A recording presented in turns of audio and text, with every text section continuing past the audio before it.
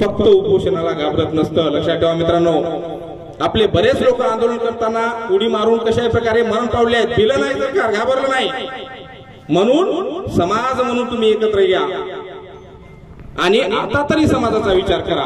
आणि राहताला शेवटचा माझा मुद्दा आहे, बरेच जण म्हणतात की मराठा समाजाची एवढे मुख्यमंत्री होती, यादीच दाखवतात आपल्याला, एवढे आमदार आहेत। माझ्या मित्रांनी सुद्धा तो मुद्दा मांडला, बरोबर आहे, पण आमदार हे कधीही एका जातीचे नसतात, ते सर्व समाजाचे असतात, त्यांच्या मतदारसंघाचे असतात, ते सर्व समाजाचे प्रतिनिधित्व करत असतात। म्हणून ते सुद्धा साफकोट आहे की एवढे आमचे आमदार आहेत, फक्त ते जातीने मराठा आहेत, परंतु ते आमदार सर्व मतदारसंघाचे आहेत। तुमचे फक्त तुम्हीच आहेत।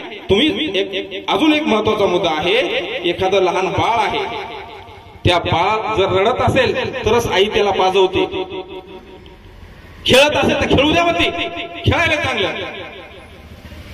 तसंच आपलं झालेलं आहे।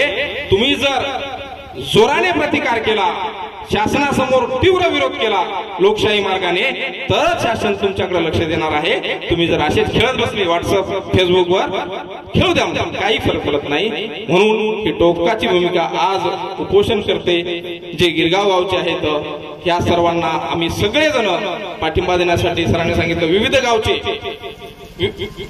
पंचक्रोशी मधून व इतर लांबून सुद्धा या ठिकाणी आलेले आहेत। या उपोषणकर्त्याचे आपण टॉनिक झालेले आहेत। आता शांत न बसता प्रत्येकाने आपापल्या गावात जाऊन पेटलं पाहिजे। उठा उठा उठा, आता रान पेटलं आहे।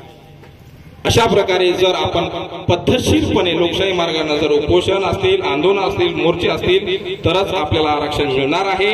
आणि आरक्षण हे आपल्याला ओबीसी ठरवूनच, ओबीसी प्रवर्गातूनच घ्यायचं आहे। आम्ही असं म्हणत नाही आमच्या ओबीसी बांधवाचे द्या कमी करा, त्यांनी आपलं आरक्षण त्यांच्या प्रमाणामध्ये घेतलेलं आहे, जास्त प्रमाणात घेतलेलं आहे त्यांच्या लोकसंख्येच्या प्रमाणामध्ये महाराष्ट्रामध्ये, पण तरी सुद्धा आमची भूमिका आहे, हरकत नाही, आम्हाला स्पेशल कोटा करून वाढीव करून द्या।